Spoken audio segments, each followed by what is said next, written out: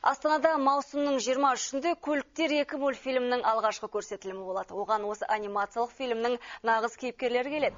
Деп күтілуде әлемге әйгілі Walt Disney киностудиясының өнімін халықаралық болашақ бағдарламасының түлектері қазақ тіліне аударған. Оған 1,5 ай уақыт кетіпті. Мультфильмнің өзінде 130-дан артық персонаж бар. Бұны 30-дан арта адам аударды. Walt Disney компаниясының мына жердегі бір талаптарының бірі мультфильм бірінші ағылшын тілінен орыс тіліне барып аударылып, одан кейін қазақ тіліне аударылу емес бұлардың мақсаты.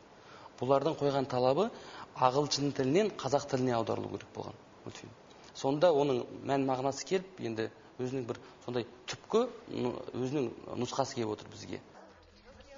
«Көліктер 2» мультфильмі әлемнің 38 тіліне аударылған. Қазақ тілі тәржімаланған 39-шы тіл.